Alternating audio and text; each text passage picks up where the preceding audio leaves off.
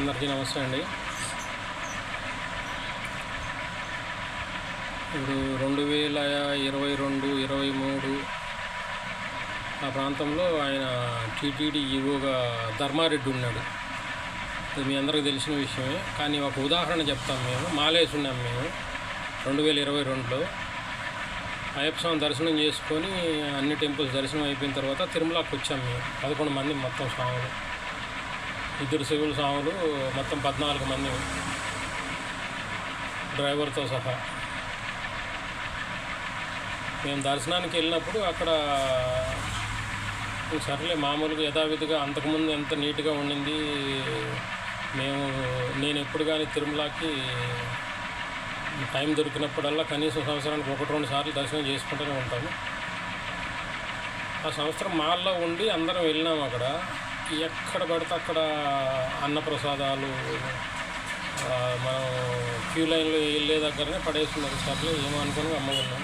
చాలాసేపు నిల్చుకున్న తర్వాత ఒక అబ్బాయి వచ్చింది మాకు బయట నుంచి. అది కూడా మీరు ఎంతసేపు అయింది నిల్చుకుని అంటే మేము ఒక అర్ధగంట అవుతుంది అబ్బా అంటే, నేను నిన్నటి నుంచి నిల్చుకొని నేను బయటకు వెళ్ళిపోయాను. ఎందుకనంటే దర్శనం లేదు అని అనేసి అన్నారు. మేము కూడా కొంచెం ఆలోచన చేసి ఇంత దూరం వచ్చినామే, ఎట్లా దర్శనం లేకుండా పోకూడదు అని అనేసి ఆలోచన చేసి నిల్చుకొని ఉన్నాము.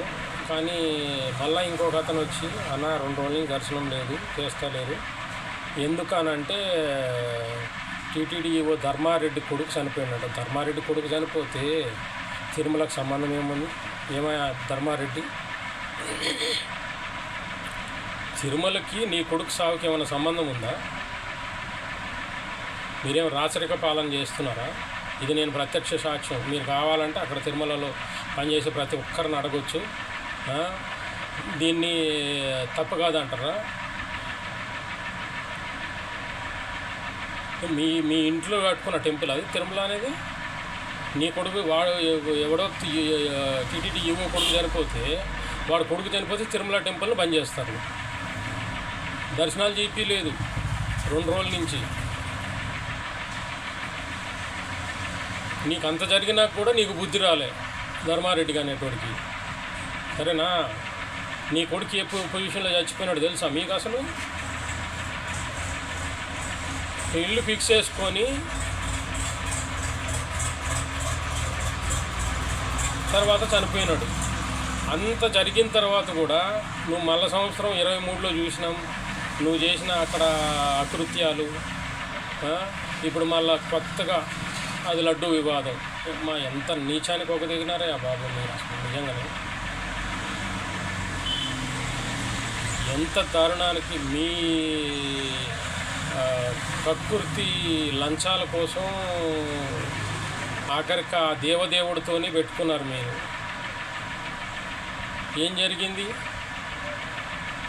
ఇప్పుడు ఆయన చిలక పలుకులు పలుకుతున్నారు వైవి సుబ్బారెడ్డి, కరుణాకర్ రెడ్డి.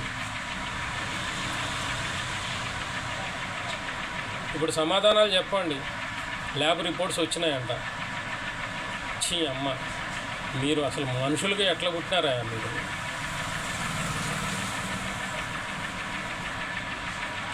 హిందూ దేవుళ్ళ మీద, హిందూ గుళ్ళ మీద పడి మీరు ఈ విధంగా ఏడుస్తున్నారని అంటే మీరు పోయే కాలం దగ్గర పడింది కాబట్టి ఒక్కొక్కరు తగులుతుంది కదా. ఇప్పుడు ఇంకా ఇంతటితో ఏమైపోయింది? ఇంకా చాలా చూడాలి, మీరు చూస్తారు కూడా. మరి థ్యాంక్ యూ.